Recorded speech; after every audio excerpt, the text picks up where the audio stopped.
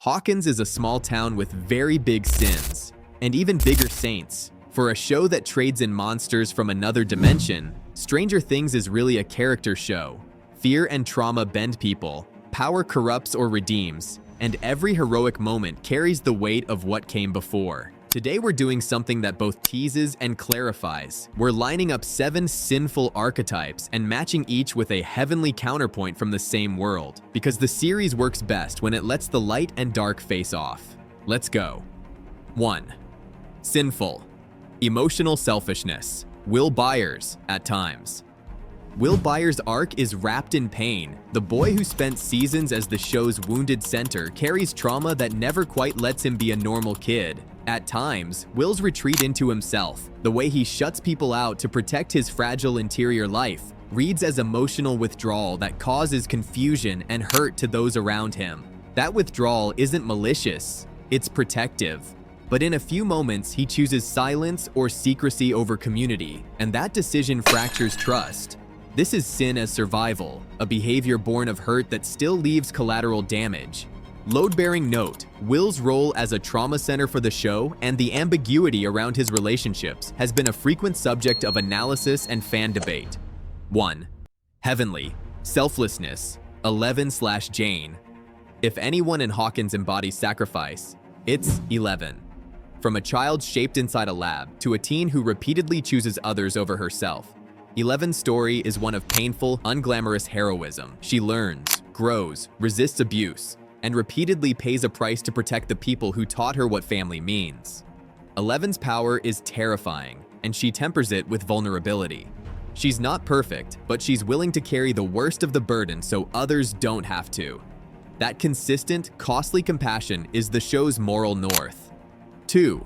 Sinful. Pride and the refusal to change. Nancy Wheeler, in some arcs.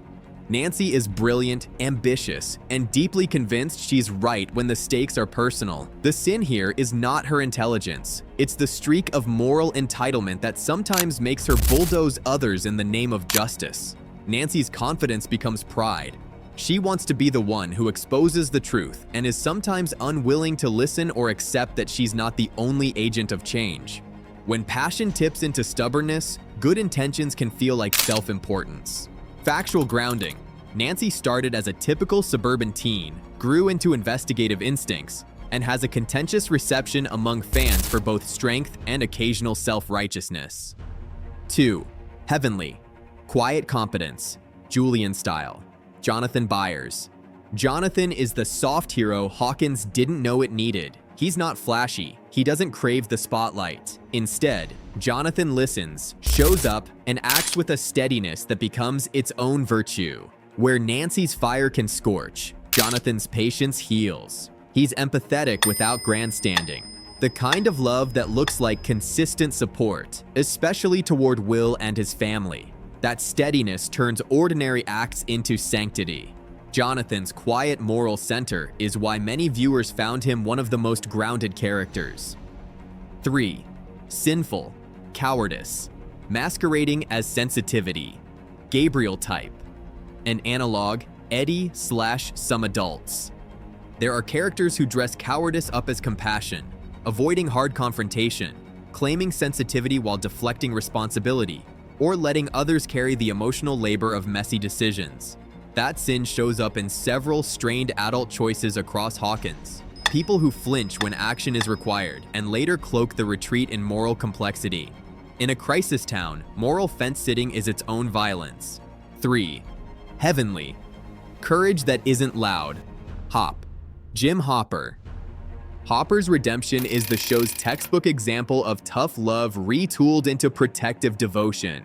He starts as the gruff, haunted cop and becomes the fiercely devoted surrogate father, a man who learns how to feel again and then acts on that feeling. Hopper's courage isn't performative, it's sacrificial. He's willing to break the law, break his heart, and put himself into danger precisely because the stakes are someone else's life. When bravery is required, Hopper shows up, and that is heavenly. 4. Sinful. Self-serving. Redemption arcs. Billy Hargrove. His final act complicates the sin. Billy's arc is brutally honest because it forces us to accept that redemption can arrive late and be messy. His violence and narcissism terrorize other characters for seasons.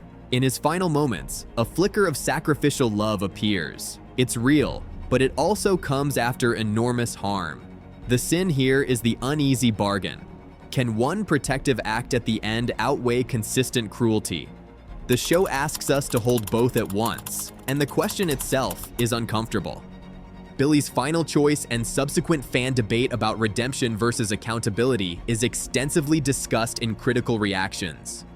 4. Heavenly, iron-willed loyalty. Dustin Henderson. Dustin is the heart that keeps the group honest. He's comic relief and tactical brain, yes, but his real superpower is loyalty. He champions the overlooked. Remember his fierce defense of unpopular friends and ideas, never abandoning team members even when it's dangerous or embarrassing. Dustin's choices flow from a moral clarity. Friendship matters more than glory. That uncomplicated decency is the show's most contagious virtue. Fans consistently cite Dustin as the emotional glue. 5. Sinful, weaponized masculinity. Steve Harrington, early seasons / typecast bullies. Early Steve is textbook 80s jock, entitled, domineering, and almost designed to be the bully. That toxic masculinity causes real damage to Nancy, to Jonathan, and to anyone who got in his way. The sin is a cultural one. The show honestly presents how macho posturing and aggression become normalized and excused. When the narrative doesn't hold men accountable, or when communities reward aggression, the show shows that sin in full color. 5. Heavenly, earned redemption. Steve Harrington. Later seasons. If Stranger Things has a redemption blueprint, it's Steve. He flips the script on the 80s bully trope and becomes, improbably, one of the series' most beloved protectors. He learns to apologize, to lead without grandstanding, and to defend the kids with real ferocity. The key, his change feels earned. He doesn't get smoothed into niceness overnight. His kindness arrives through genuine, costly choices. That earnedness, not cheap forgiveness, is what makes his later heroism feel heavenly to audiences. Steve's arc is one of the show's smartest subversions. 6. Sinful, narrative self-protection. The show's habit of resetting growth. Medicine. This isn't a person, but a pattern. Over multiple seasons, Stranger Things has sometimes been accused of emotional amnesia. Characters learn lessons, then the next season pretends those lessons never happened so the drama can be reset. That's a narrative sin. It convinces viewers that growth is optional, that stakes can be recycled without consequence. When shows protect characters from true consequences, resentment builds. Viewers want believable consequences, not perpetual clemency. Critics and fans have flagged this pattern repeatedly.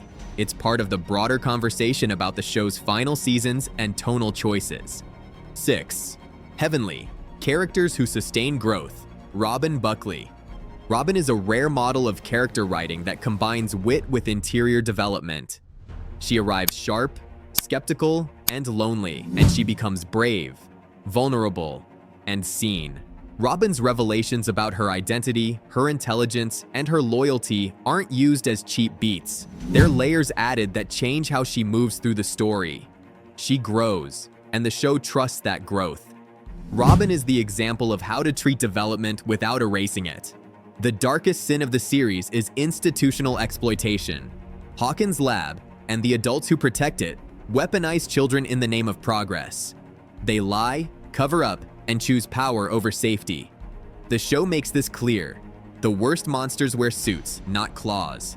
This betrayal doesn't just hurt kids, it poisons generations. But the show's greatest heaven is the opposite of that cruelty. Chosen family, the party. Mike, Lucas, Dustin, Max, 11, and a few brave adults becomes a moral resistance. They protect the vulnerable, forgive each other, and refuse to let trauma define them. When institutions fail, community steps in. Stranger Things is at its best when sins have consequences and redemption is earned. When Hopper pays a price, when 11 sacrifices for others. That's when it stops being nostalgia and becomes real moral drama. So, what hit harder for you? The government's sin or the party's heaven? Drop your take, and if you want this turned into a full video breakdown, you know what to do.